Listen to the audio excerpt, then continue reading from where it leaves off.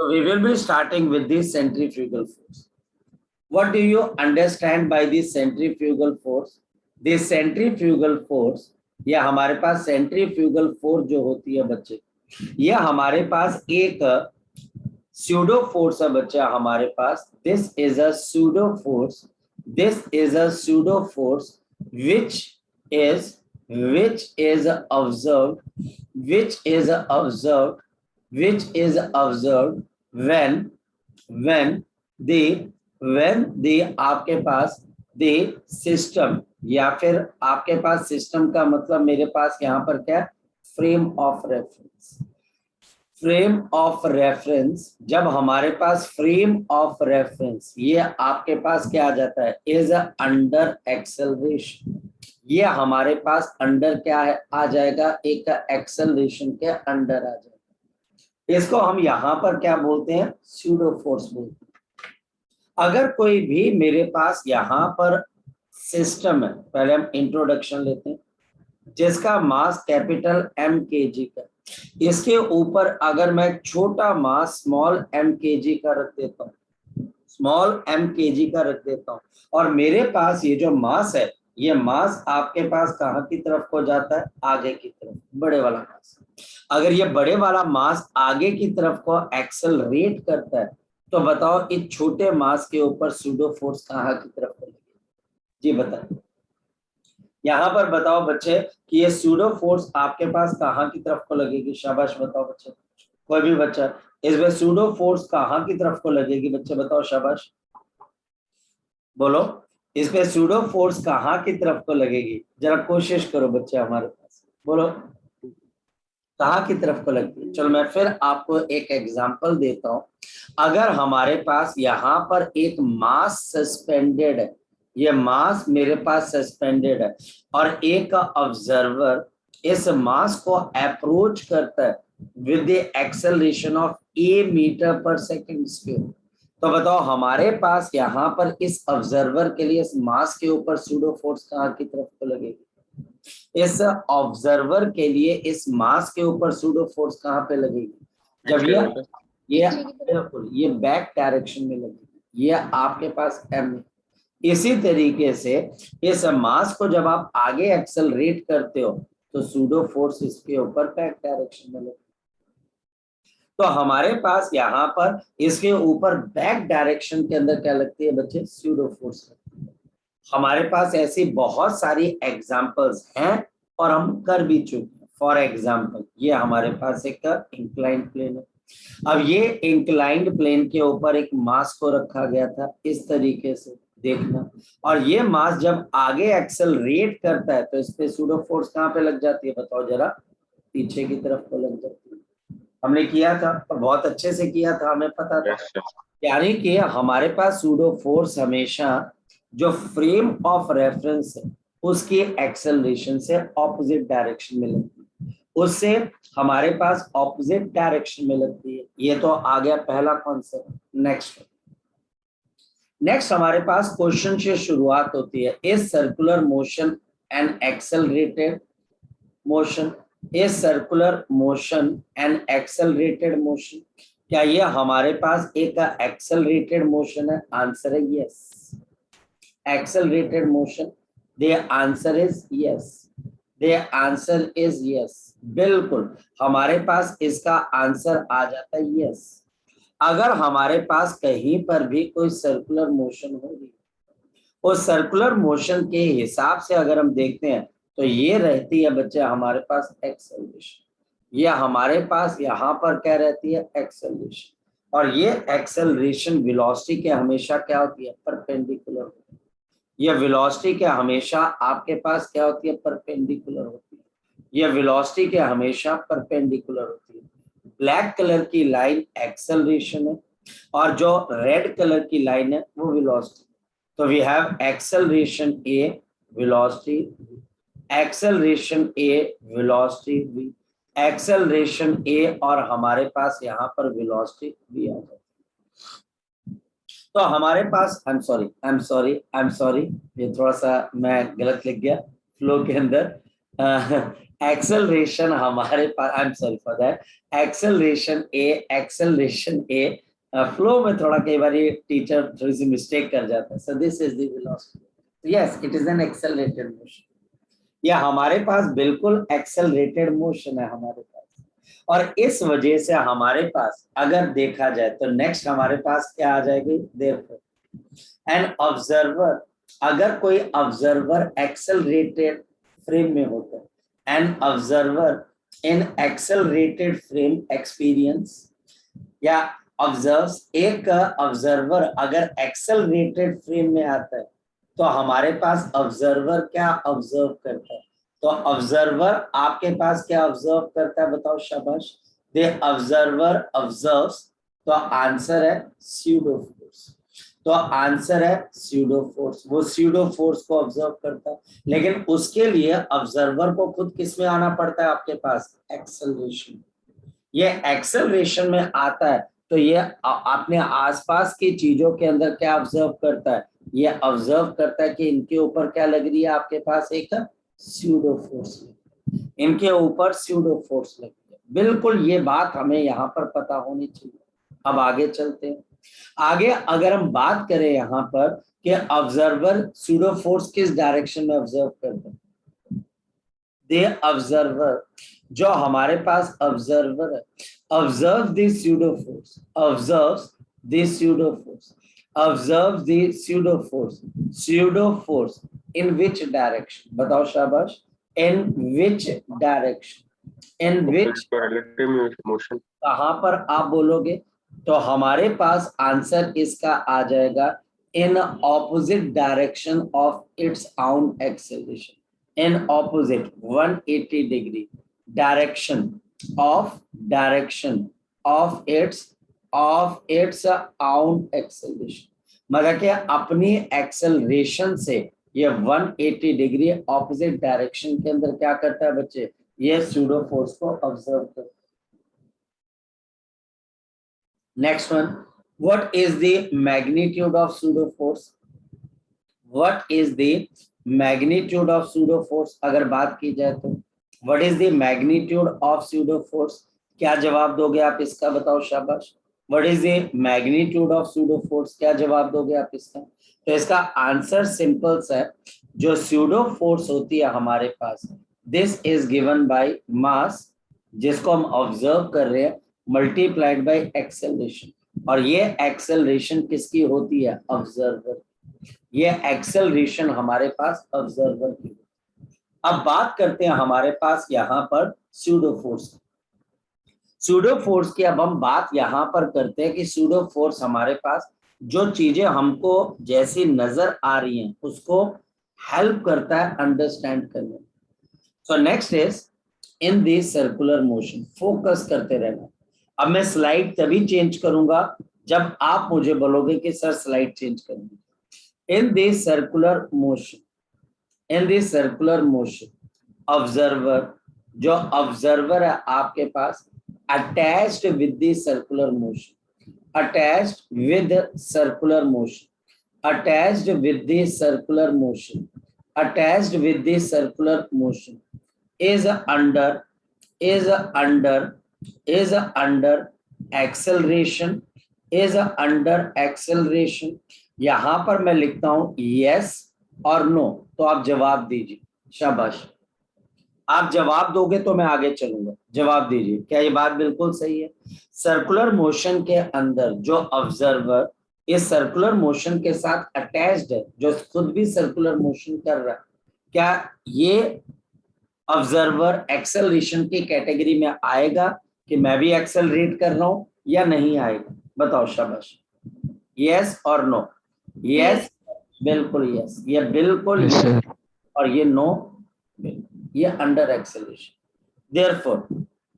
therefore a pseudo force acts, a pseudo force is observed. ये बच्चा हमारे पास observed by the observer in circular motion, yes or no.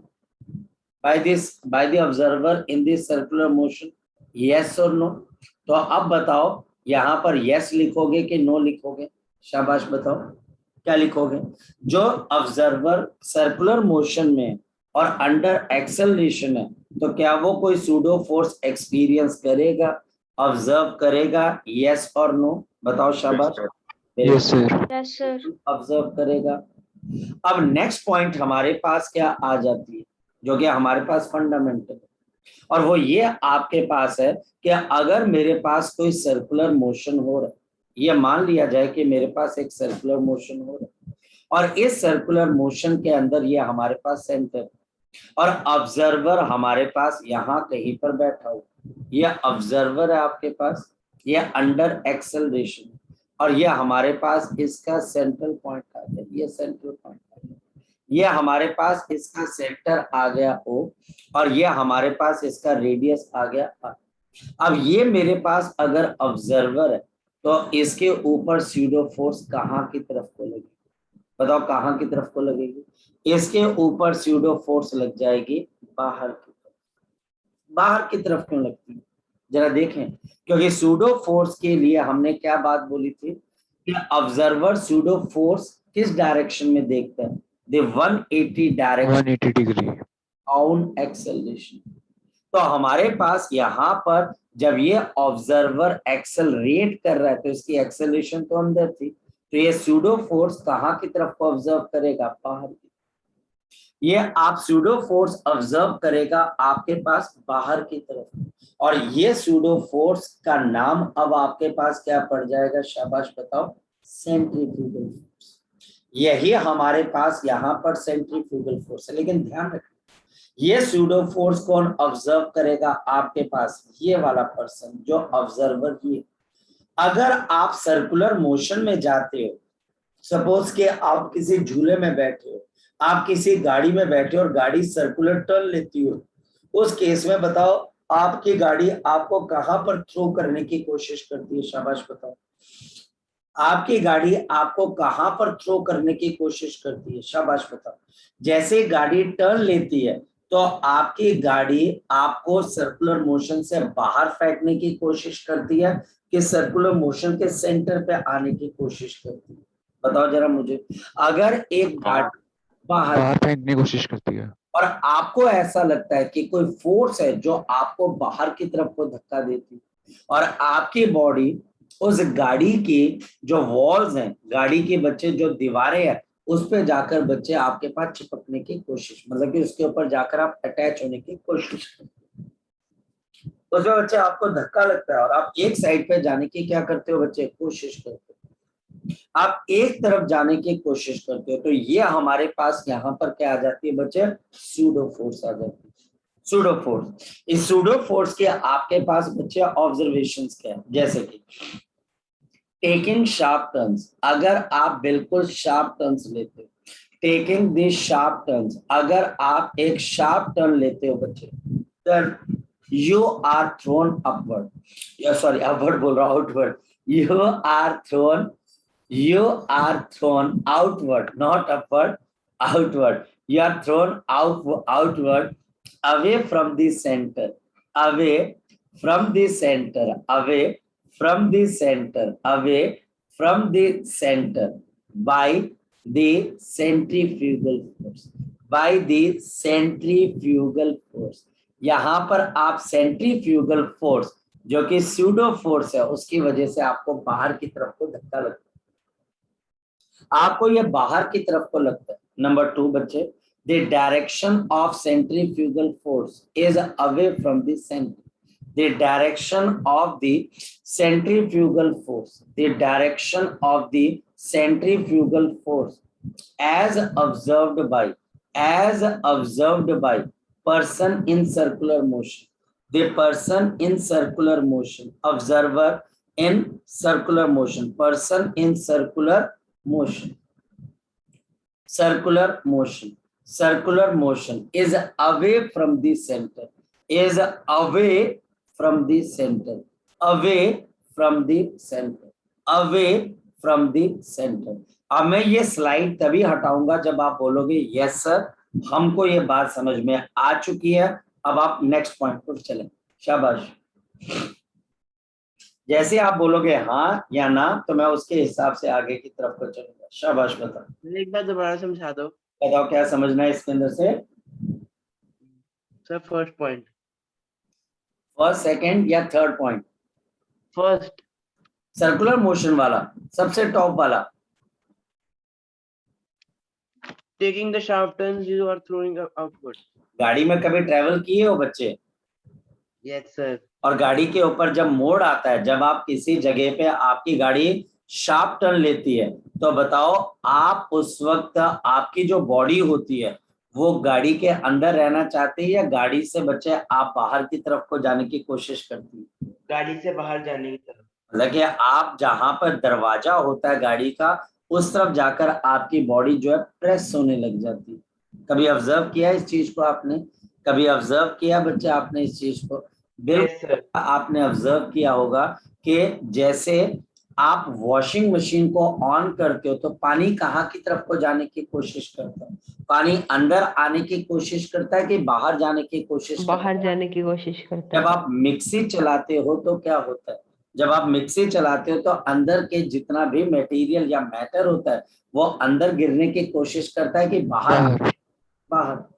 यानी कि एक बड़ी सिंपल सी बात है हमारे पास। और इसी तरीके से आपने छोटे होते हुए एक झूला लिया होगा, मैरी गो राउंड। कभी मैरी गो राउंड के बारे में पता है बच्चे आपको? Yes, merry sir. Go round, merry go round के अंदर बच्चा हमारे पास क्या होता है? मैरी गो राउंड जब गोल घूमता है, छोटे छोटे स्कूल के अंदर इसके वर्जन भी लगे होते हैं। एक गोल सा बच्चा हमारे पास स्ट्रक्चर होता है जिसके अंदर बच्चे गोल गोल घूमते हैं, वो उसका मिनिएचर वर्जन है हमारे पास। वो ये इसका क्या है बच्चे? एक मिनिएचर वर्जन आपने देखा होगा, वो एक मिनिएचर वर्जन है। और जैसे आप उस मैरी गो राउंड के अंदर घूमते हो तो आपको क्या लगता है? आप हैंडल क्यों पकड़ते हो? क्योंकि अगर आप हैंडल नहीं पकड़ोगे तो उसके गोल घूमने से वो जो आपका झूला है वो आपको उठाकर कहां पर फेंक देगा? बाहर की तरफ। देखा होगा आपने ये झूला, आपने ये झूला पक्का, आपने ये झूला जो है अपने स्कूल के अंदर देखा होगा। एक राउंड सा प्लेटफॉर्म होता है और इस प्लेटफॉर्म के ऊपर यहाँ पर कुछ हैंडल्स लगे होते हैं, आपने देखा होगा। ऐसे हैंडल्स लगे होते हैं, देखा आपने कभी? ये हैंडल्स लगे होते हैं और यहाँ पर जो बच्चे होते हैं वो इस हैंडल को पकड़कर खड़े हो जाते हैं। ये हैंडल को पकड़कर इस तरीके से खड़े हो जाते हैं और एक बच्चा जब धक्का लगाता है तो ये गोल घूमते हैं और आपको ऐसा लगता है कि कोई फोर्स है जो कि आपको बाहर, आपको लगता है कोई फोर्स है जो आपको बाहर की तरफ को पुश कर रही है। तो जो फोर्स उस वक्त आप एक्सपीरियंस करते हो आउटवर्ड डायरेक्शन में, सर्कल के सेंटर से बाहर की तरफ, वो हमारे पास कौन सी फोर्स होती है? स्यूडो फोर्स, जिसका नाम हमारे पास क्या रख दिया गया? Centrifugal force. पक्का श्योर बच्चे हमारे पास? पक्का? मैं आगे चलूं? कोई पॉइंट? Yes, sir. भ्यामी, अंकिता, कोई पॉइंट अगर साहिल अगर बताना है, गौरव राय, तो आप मुझसे कह सकते हो। शाबाश।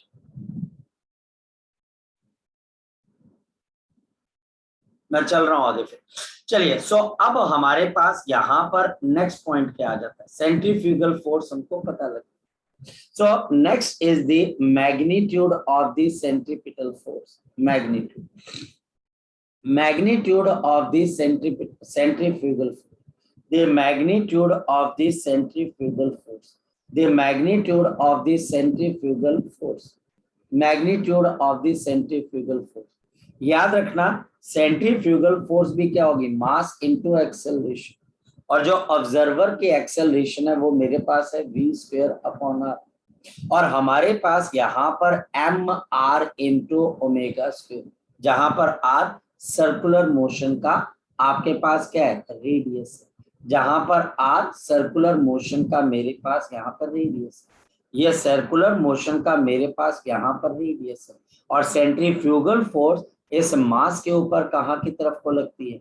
ये हमारे पास यहाँ पर आउटवर्ड डायरेक्शन में लगती है। इसकी वैल्यू या तो mv²/r है, r इसका रेडियस है, या फिर मेरे पास mr इंटू ओमेगा स्क्वायर, या फिर मेरे पास किसके बराबर है? mr इंटू ओमेगा स्क्वायर, या फिर मेरे पास किसके बराबर आ गया? mr इंटू आपके पास क्या आ गया? ओमेगा स्क्वायर आ गया। So this is the magnitude of the centrifugal force.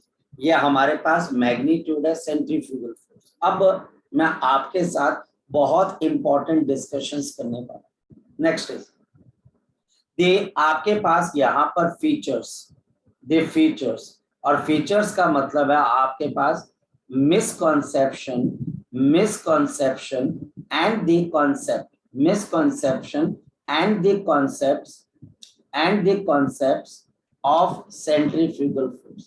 इस सेंट्रीफ्यूगल फोर्स के साथ बहुत सारे कॉन्सेप्ट और मिसकंसेप्शन जुड़ जाते हैं। Centrifugal force, centrifugal force. Number 1 बच्चे हमारे पास यहाँ पर क्या चीज है, फोकस कर। सबसे पहली मिसकंसेप्शन जो आपको सुनने को मिलेगी, जो आपको कोई भी बताएगा, वो आपके पास कोई भी पर्सन क्या बताएगा, the centripetal force and the centrifugal force, the centripetal force and the centrifugal force and the centrifugal force are the action reaction pair, are the action reaction pair, are the action reaction pair। ये false statement है, ये हमारे पास पूरी तरीके से false statement है, ये misconception.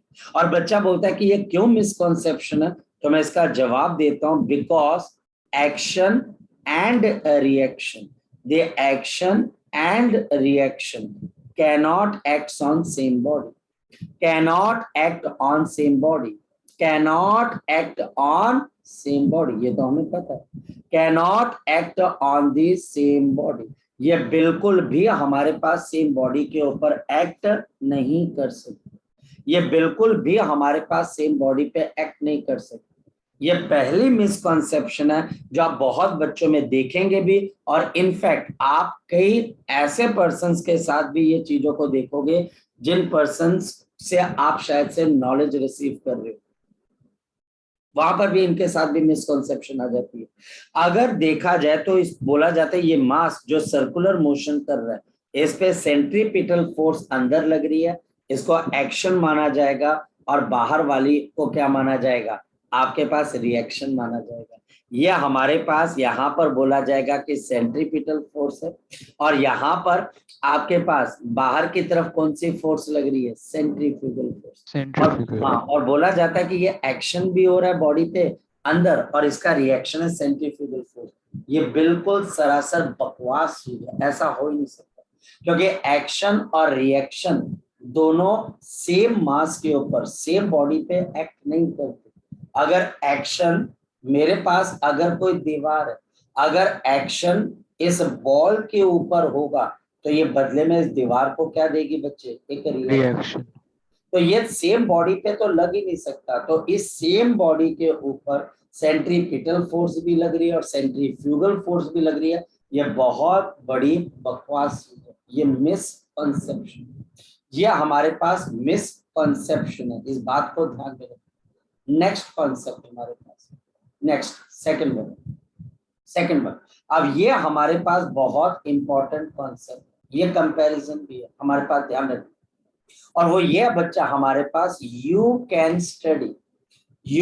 Study this circular motion, you can study this circular motion, this circular motion, you can study this circular motion by centripetal force, by the centripetal force, by the centripetal force, by the centripetal force।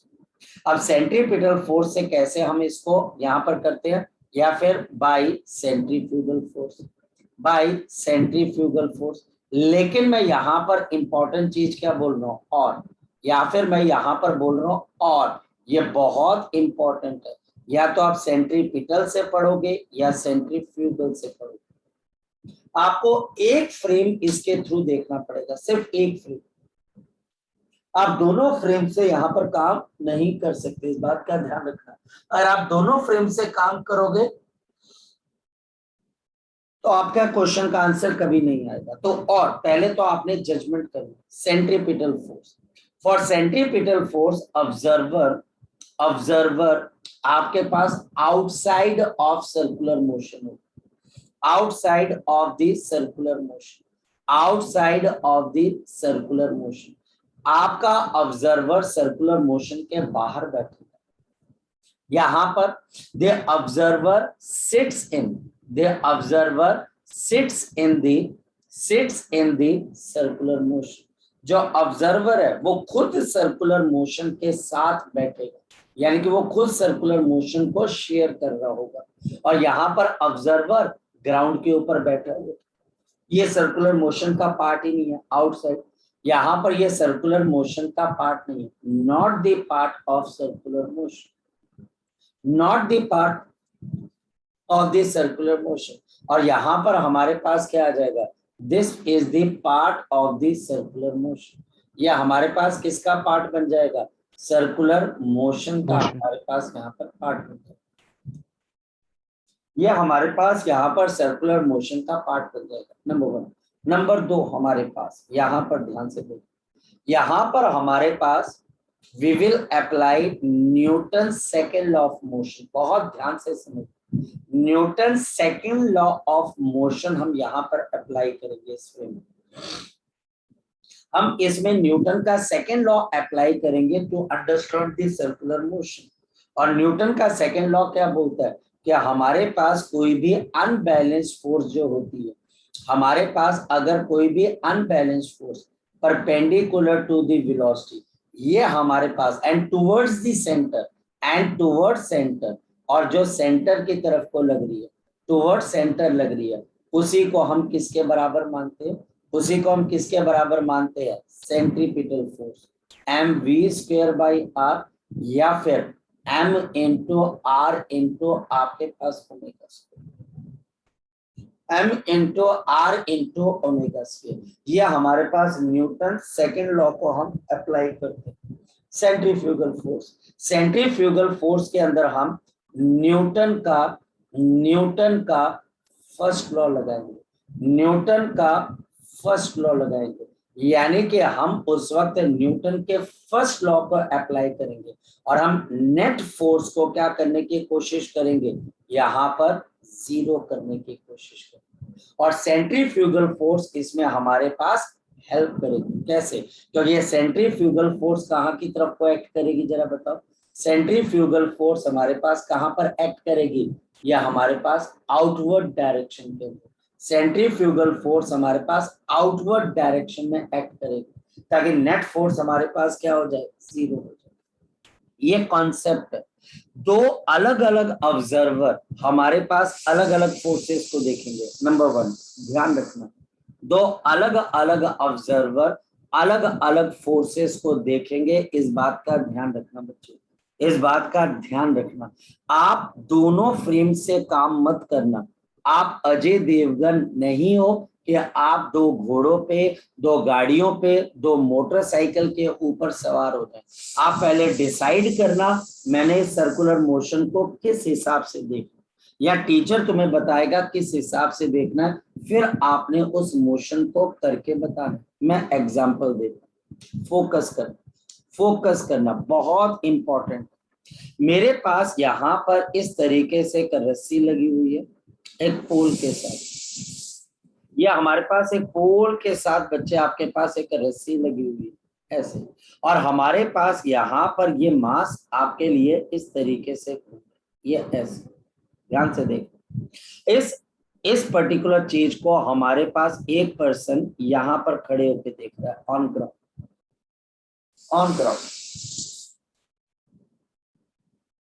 इस observer का नाम बच्चे हम P रख लेते हैं।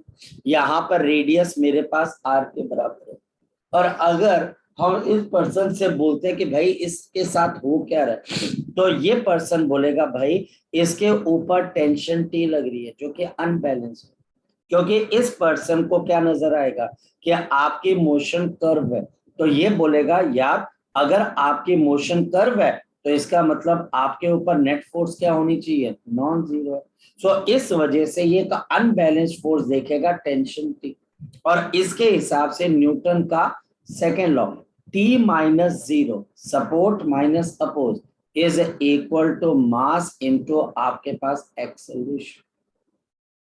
और इसी तरीके से अगर मेरे पास यहाँ पर बच्चा आपके पास ये पोल है और हमारे पास यहाँ पर आपके लिए एक रस्सी लगाई गई है ऐसे, और ये रस्सी हमारे पास यहाँ पर इस तरीके से गोल घूम के आपके पास यहाँ की तरफ आ रही है, या हमारे पास यहाँ पर गोल घूम के आपके पास यहाँ की तरफ आ रही है, और अब ये पर्सन खुद इस सर्कुलर मोशन के अंदर बैठा हुआ।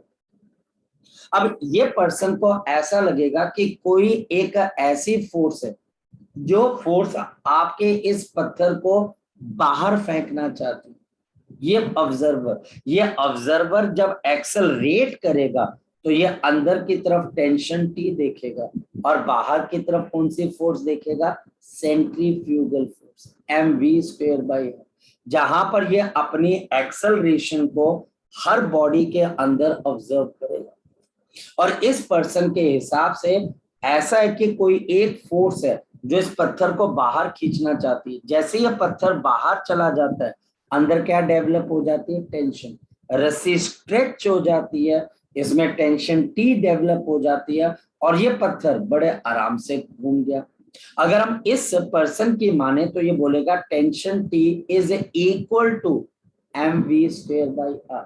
यहां पर याद रखना ये फोर्सेस को बैलेंस कर रहा है, ये फोर्सेस को क्या कर रहा है, बैलेंस कर रहा है। ये न्यूटन का कौन सा लॉ लगा रहा है बच्चा हमारे पास, याद रखो ये न्यूटन का हमारे पास कौन सा लॉ लगा रहा है बच्चे, फर्स्ट लॉ। और जो पहला ऑब्जर्वर था वो न्यूटन का कौन सा लॉ लगा रहा था, सेकंड। ये अनबैलेंस्ड फोर्स लगा रहा है, ये बोल रहा है कि यार मैंने तो इस सिस्टम को किस पे देखा, आपके पास मोशन के अंदर देख रहा हूं, मैं तो देख पा रहा हूं कि कोई टेंशन टी है, अनबैलेंस्ड है, जिससे ये गोल घूम गया। ये बोलेगा कि कोई ऐसी फोर्स है जो इस पत्थर को बाहर खींचना चाहती है पर टेंशन इसको बचा रही है, जिसकी वजह से पत्थर बेचारा यहाँ पे टिका हुआ। तो ये बाहर की तरफ तो दो अलग अलग पर्सन्स को ये सेंट्रीपिटल और सेंट्रीफ्यूगल फोर्स नजर आएगा। जो आपके सेंट्रीफ्यूगल वाला ऑब्जर्वर है वो खुद सर्कुलर मोशन में बैठा हुआ है, और जो हमारे पास ग्राउंड वाला ऑब्जर्वर है वो आपके पास रेस्ट के ऊपर है और उसको ये फोर्स अनबैलेंस नजर आ रहा है। ये बहुत इंपॉर्टेंट है, यानी दो अलग, ये सेंट्रीपिटल फोर्स है, दो अलग अलग पर्सन्स को ये फोर्स नजर आती है। कोई भी ऐसा पर्सन नहीं है जिसको सेंट्रीपिटल भी नजर आए और सेंट्रीफ्यूगल भी नजर आए। अब आपकी चॉइस है, जितने क्वेश्चंस मैंने आपको करवाए चाहे वो बैंकिंग ऑफ रोड ही क्यों ना हो, इन सभी के अंदर बच्चा हमारे पास एक सिमिलर कॉन्सेप्ट अब आना शुरू हो जाएगा। या तो सेंट्रीपिटल से पढ़ लो या सेंट्रीफ्यूगल, यहाँ बोल रहा हूं बच्चे। और क्या एग्जामिनर यहाँ पर कोई चॉइस बना सकता है, जी बना सकता है। एग्जामिनर यहाँ पर बच्चे हमारे पास एक चॉइस जो है वो बना सकता है, एग्जामिनर यहाँ पर हमारे पास एक चॉइस जो है वो बना सकता है, हमको पता है कि वो चॉइस बन सकती है, लेकिन वो डिपेंड करेगी बच्चे कि आप क्वेश्चन को किस तरीके से रिसीव करते हो। अगर कोई बच्चा बोले कि मैं सेंट्रीपिटल से भी करूं फिर सेंट्रीफ्यूगल से भी करूं और जज करूं कि आंसर सही है कि गलत है, तो बेटा वो क्वेश्चन कभी कंप्लीट हो ही नहीं पाएगा, वो क्वेश्चन कभी कंप्लीट हो ही नहीं पाएगा। आपको फ्रेम चूज करना पड़ेगा, आप सर्कुलर मोशन के फ्रेम के अंदर हो या आप सर्कुलर फ्रेम के अंदर हो, यानी एक्सेलरेटेड फ्रेम के अंदर हो, तो आप पे सेंट्रीफ्यूगल फोर्स लगेगी और आप न्यूटन का कौन सा लॉ लगाओगे, फर्स्ट लॉ लगाओगे। अगर आप ग्राउंड के ऊपर बैठे हो तो आप यहाँ पर सेंट्रीपिटल फोर्स लगेगी और आप यहाँ पर कौन सा बच्चे लॉ लगाओगे, आप न्यूटन का यहाँ पर सेकंड लॉ। ये ध्यान रखने वाली बात। क्या आंसर में कोई डिफरेंस आएगा, नहीं, बिल्कुल भी नहीं, आंसर बिल्कुल सेम आएगा। आप जितनी मर्जी एग्जांपल ले लीजिए, चाहे आप कोनिकल पेंडुलम ही क्यों ना ले लें। अगर मैं कोनिकल पेंडुलम वाला केस ले लेता हूं, ये तो अब ऑब्जर्वेशन की बात है कि कोनिकल पेंडुलम ले लिया और यहाँ पर मैं इस तरीके से बैठ गया और ये मेरे पास यहाँ पर क्या हो रहा है, सर्कुलर मोशन हो रहा है ऐसे करके। अब मैं इसको सेंट्रीफ्यूगल के फ्रेम से देखता हूँ, यहाँ पर मेरे पास ये एल है, मान लेते हैं चलो कि रेडियस आर है, चलो कोई बात नहीं, और ये एंगल मेरे पास यहाँ पर थीटा। अगर मैं इस सर्कुलर फ्रेम में बैठूंगा, सर्कुलर फ्रेम पे मैं खुद ही इस फ्रेम का हिस्सा हूँ ऑब्जर्वर यहाँ पर बैठा हुआ, तो ये ऑब्जर्वर क्या ऑब्जर्व करेगा कि कोई फोर्स है जो कि इस मास को बाहर लेके जा रही है, एम आर ओमेगा स्क्वायर। यहाँ पर टेंशन टी है और यहाँ पर टेंशन आपके पास टी कॉस थीटा, और यहाँ पर मेरे पास नीचे की तरफ को क्या आ जाएगा आपके पास एम जी, और यहाँ पर मेरे पास क्या आ जाएगा टी कॉस ऑफ थीटा। ये हमारे पास क्या आ जाएगा टी कॉस ऑफ थीटा। ठीक, अब हमारे पास यहाँ पर T sine theta T sine theta, T sine theta, I am sorry, T sine theta, ये हमारे पास यहाँ पे टी साइन थीटा। अब इस फ्रेम के हिसाब से ये ऑब्जर्वर न्यूटन का फर्स्ट लॉ लगाएगा, ये बोलेगा कि मेरे पास टी साइन थीटा किसके बराबर है, M R into omega square, और T cos theta is equal to किसके बराबर है, एम जी। अब आप डिवाइड कर दीजिए और हमारे पास यहाँ पर आंसर आ जाएगा। यहाँ पर मेरे पास क्या आ जाएगा, tangent of theta is equal to r omega square upon मेरे पास क्या आ जाएगा, जी आ जाएगा। अब आप चाहो तो यहाँ पर ओमेगा निकाल लो, omega is equal to G tangent of theta upon मेरे पास क्या आ जाएगा, आर आ जाएगा। तो हमारे पास क्या मुश्किल है, कोई बहुत मुश्किल चीज नहीं। यहाँ पर इस साल 31 अगस्त को जो जेई मेन आया था, उस 31 अगस्त के जेई मेन के अंदर यही एक क्वेश्चन था कि हमारे पास एक गाड़ी है और गाड़ी के अंदर पेंडुलम है और गाड़ी जो है सर्कुलर ट्रैक पे जा रही है, तो नेचुरल सी बात है कि जो ऑब्जर्वर है वो गाड़ी के अंदर बैठा हुआ है और वो अपने गाड़ी के अंदर एक प्लम ये वाली चीज को सस्पेंडेड है, वो ऐसे आपके पास एंगल थीटा पे जाते हुए देखता है, एंगल थीटा पे जाते हुए देखता है। तो आपको बताना है कि एंगल थीटा किसके बराबर।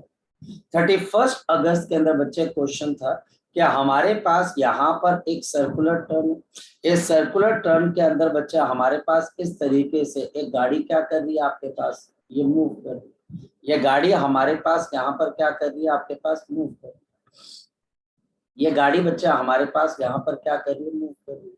और ये गाड़ी जो हमारे पास यहाँ पर मूव कर रही है, ये गाड़ी, इसके अंदर हमारे पास एक पेंडुलम को सस्पेंड किया। देखो हमारे पास इस गाड़ी के अंदर क्या किया गया, एक पेंडुलम को सस्पेंड किया गया। हमारे पास यहाँ पर एक पेंडुलम है, ध्यान से देखना ऐसे, और हमारे पास जैसे ही ये गाड़ी सर्कुलर टर्न के अंदर ऐसे जाएगी, तो बताओ इस पेंडुलम पे सूडो फोर्स कहाँ की तरफ को लगेगी, ये गाड़ी ऐसे टर्न ले रही है और ये आपके पास से सर्कुलर टर्न का रेडियस आर है, तो गाड़ी की एक्सेलरेशन कितने के बराबर हो जाएगी, v स्क्वायर अपॉन आर। तो इस पे सूडो फोर्स कहाँ की तरफ को लग जाएगी, बाहर की तरफ, और ये एंगल हमारे पास कितना बन जाएगा, थीटा। तो हमारे पास बाहर की तरफ को ये एक सूडो फोर्स लग जाएगी m we square by r, और नीचे हमारे पास यहाँ पर क्या लग जाएगी, एम जी। अब मैं यहाँ पर बना देता हूँ, ये वही केस बन गया जो अभी बन रखा है, m we square by r और नीचे की तरफ को एम जी। तो 31 अगस्त के पेपर के अंदर ये क्वेश्चन आया था कि आप बताओ कि ये एंगल थीटा किसके बराबर। अब ये एंगल थीटा निकालना बहुत इजी है, ये थीटा, तो ये मेरे पास टी, तो ऊपर टी कॉस थीटा और यहाँ पर मेरे पास टी साइन थीटा, तो टेंजेंट ऑफ थीटा ऐसे किसके बराबर आ जाएगा, टेंजेंट ऑफ थीटा ये आपके पास आ जाएगा v square upon R into G. तो हमारे पास टेंजेंट करके देख लो, नहीं तो T sine theta M we square by R, T cos theta is equal to M G, और tangent theta is equal to V square upon are. तो हमारे पास थीटा किसके बराबर आ गया, tangent inverse V square R into, और ये हमारे पास 31 अगस्त के पेपर का ये आंसर। हालांकि ये क्वेश्चन आप पहले कर चुके हो, अगर आपको मैं बताऊं ये एंगल वाला कैसे, जिस दिन मैंने आपको ये क्वेश्चन कराया था पता है बच्चे, उसी दिन ये क्वेश्चन जो है एग्जाम के अंदर आया था। हालांकि ये कॉन्सेप्ट हम बहुत पहले कर चुके हैं। कहाँ पर, जब एक कार कहाँ पर एक्सेलरेट करती है बताओ, शाबाश, हॉरिजॉन्टल ट्रैक के ऊपर, वहां पर भी सेम क्वेश्चन हमने किया था, पर वहां पर कार आगे एक्सेलरेट करती है इसलिए सूडो फोर्स पीछे लग जाती है। अगर आपको याद हो जिस दिन मैंने आपको ये क्वेश्चन कराया बेटा, उसी दिन सुबह 8 बजे हम जो है क्लास खत्म करके हटे, 10 बजे ये क्वेश्चन जो था बच्चों के जो है पेपर के अंदर था। फर्क सिर्फ इतना था कि वहां पर एक्सेलरेशन मैंने आपको a/g कराई थी और यहाँ पर एक्सेलरेशन v²/r करनी थी। तो अगर आप एक्सेलरेशन की वैल्यू डाल देते तो आंसर सेम आ जाता। ठीक है, so this is the thing कि हम जो करते हैं वो एग्जामिनेशन में पक्का आएगा। इसमें से कई चीजें, कोनिकल पेंडुलम, ये वो जो मैं आपको बता रहा हूँ सब आपके एग्जामिनेशन पॉइंट ऑफ व्यू से इंपॉर्टेंट है, वो पक्का एग्जाम। सर वह omega is equal to √g tan theta upon r नहीं आना? हाँ बिल्कुल, ओमेगा आपके पास रूट आएगा, रूट आएगा, बिल्कुल रूट आएगा बच्चे, बिल्कुल रूट आएगा जी। अब बताओ, मैं आगे तब चलूंगा, मैंने आपसे एक प्रॉमिस लिया था कि मैं आगे तब चलूंगा भाई जब आप बोलोगे सर ठीक है अब आप आगे चलो। Yes sir. चले आगे। Yes sir. अब Yes, हमारे, sir. हाँ बोलो बोलो बोलो बोलो बोलो, क्वेश्चन पूछो। अच्छा, हमारे पास यहाँ पर ये सेंट्रीफ्यूगल, अब सेंट्रीफ्यूगल फोर्स आप लगा सकते हो कहीं पर भी, बहुत अच्छी अच्छी प्रॉब्लम्स में भी लगा सकते हो। जहां पर आपको लगता है कि सेंट्रीफ्यूगल फोर्स लगाकर आपका क्वेश्चन बड़ी जल्दी आप जो है कर पाओ, जरा चेक कर लेते हैं और समझ। हमारे पास मान लिया जाए कि ये टेबल टॉप है आपके पास, ये हमारे पास एक टेबल टॉप है, फोकस करें, और ये टेबल टॉप है हमारे पास, और इस टेबल टॉप के यहाँ की तरफ आपके पास एक 1 रुपये कॉइन को रखा गया, 1 रुपये कॉइन को, और इसका रेडियस हमारे पास r के बराबर है। और ये टेबल जो है बच्चे रफ है, ये रफ है आपके पास, और μs coefficient of the static friction है। ये मेरे पास 1 रुपये का कॉइन है जिसका मास मेरे पास m kg के बराबर है। सडनली आप क्या करते हो, ये आपके पास ओमेगा से रोटेट होना शुरू हो जाए। कौन बच्चे आपके पास, ये टेबल, ये रफ टेबल आपके पास यहाँ पर जो है ओमेगा से रोटेट होना शुरू हो जाता है, यह हमारे पास ओमेगा से रोटेट होना शुरू होता है।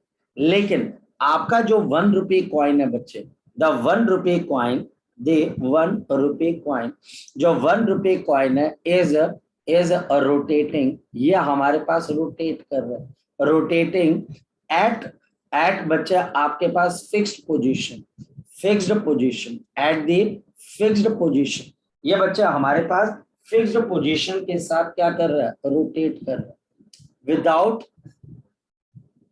The string, without the string और एनीथिंग, विदाउट द स्ट्रिंग और बच्चे हमारे पास एनीथिंग, यानी कि विदाउट स्ट्रिंग या किसी भी सपोर्ट के आपके पास वजह से बच्चे ये हमारे पास फिक्स है, due to the friction, due to the friction only, due to the friction only, due to the friction only. Now discuss या फिर एनालिसिस द सिचुएशन ऑफ 1 रुपये कॉइन, द सिचुएशन ऑफ 1 रुपये कॉइन, ऑफ 1 रुपये coin. ये 1 रुपये का सिक्का जब आप टेबल घुमाते हो ना अंदर की तरफ को जाता है ना बाहर की तरफ को जाता है, और हमको ये 1 रुपये के सिक्के की मोशन को यहाँ पर ऑब्जर्व करना है, समझना है, सीखना है।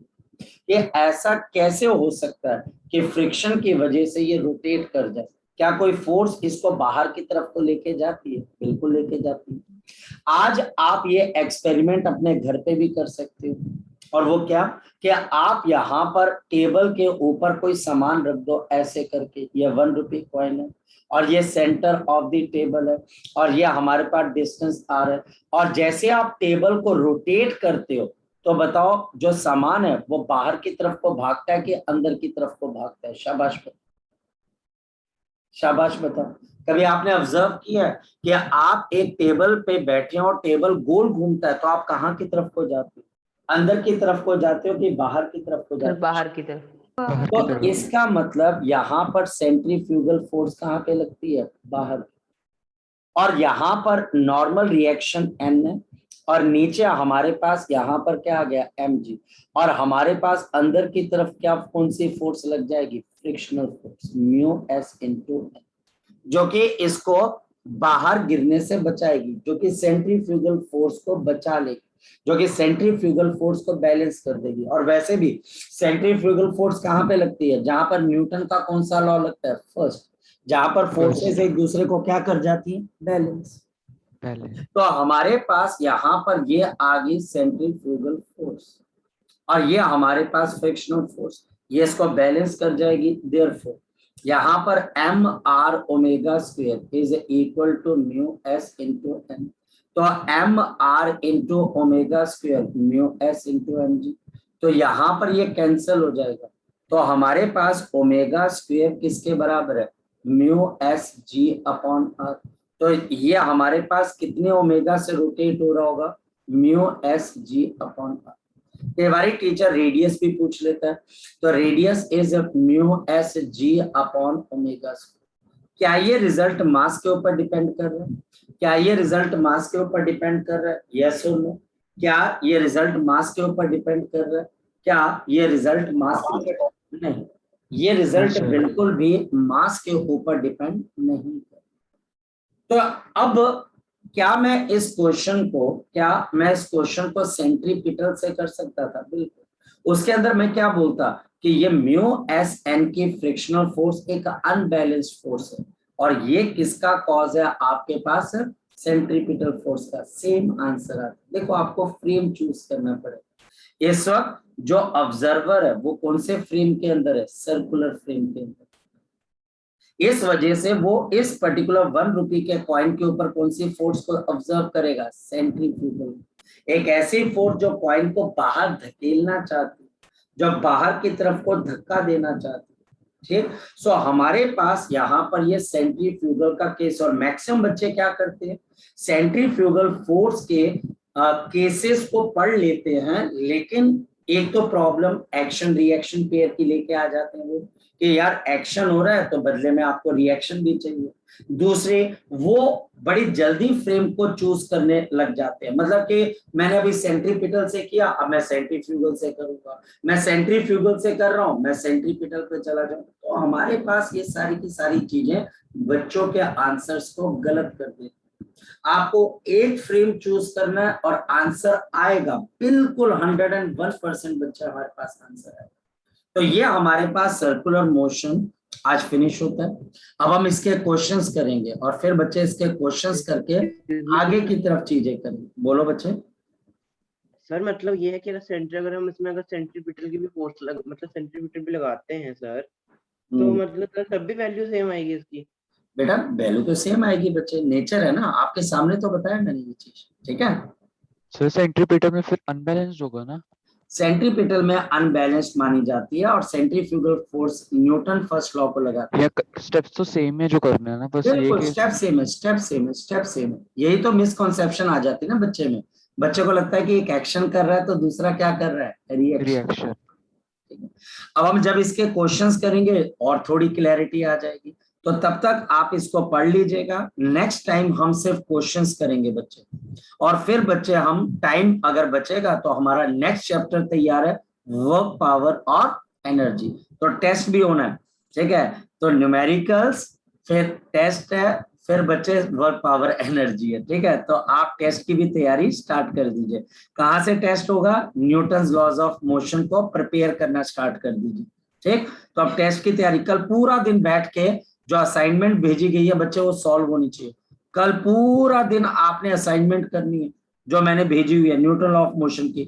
आपका टेस्ट अगले हफ्ते किसी भी दिन मैं ले लूंगा, किसी भी दिन, याद रखना किसी भी दिन, ठीक है। और कोई प्रॉब्लम आए, मेरा फोन नंबर आपके पास है, मेरा कांटेक्ट आपके पास है, जब मर्जी कॉल कर, ठीक है बच्चे। चलिए ओके बच्चे, बाय बाय, टेक केयर, अपना ध्यान रखना। और अब हम वर्क पावर एक्ट शुरू करेंगे।